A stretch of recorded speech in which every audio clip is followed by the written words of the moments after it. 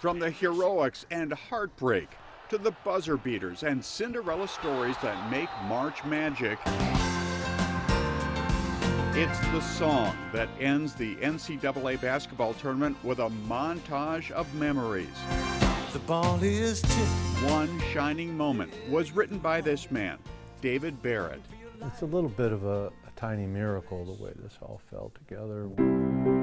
While the song was recorded in this studio in Ann Arbor, Barrett's inspiration for it came while he was watching Larry Bird on TV at the Varsity Inn Bar in East Lansing in 1986. And I was saying, you know, Larry Bird's in the zone tonight. Barrett found himself trying to explain the beauty of basketball to an uninterested waitress. Watch the poetry of basketball unfold. The next moment, he was grabbing a pen and napkin. I wrote down on a napkin, One Shining Moment. He had the title, and the very next day, the entire song. Was waiting for a friend to join me for breakfast, and he was late, and I wrote all the lyrics on another napkin while waiting for him, and then after breakfast went home and wrote it in half an hour.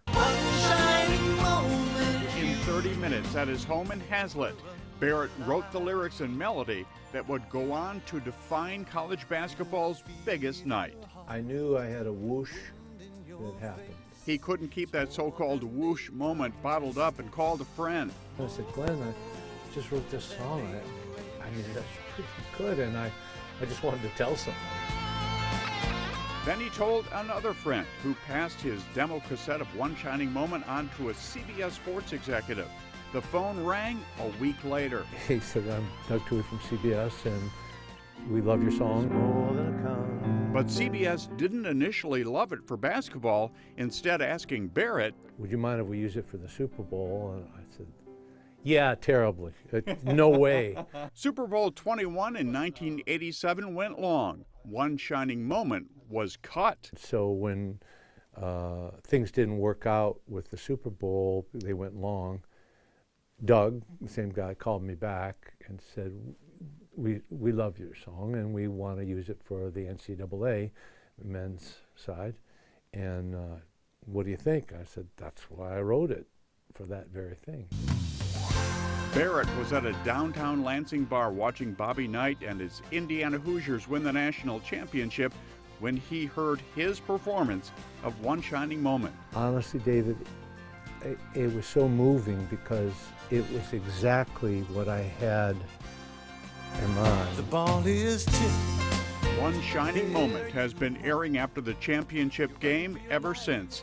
Performed by Barrett and a variety of artists, Teddy Pendergrass, Jennifer Hudson, and for the past 22 years, the late Luther Vandross.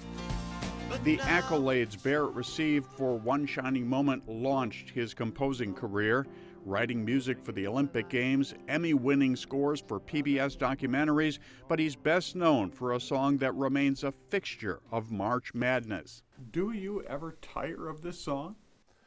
You know, I don't. We're about 38 years in, and that is, you know, that's ridiculous. But I'm happily so. Yeah. Yeah, very satisfied. One shining moment, they're frozen.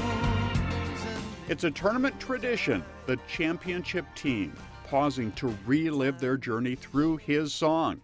Barrett carries a reminder of that significance in his wallet. It reminds me of what we created here, and it captures their one shining moment. One man's moment of inspiration became the soundtrack to some of the most unforgettable moments in college basketball history on the game's biggest stage.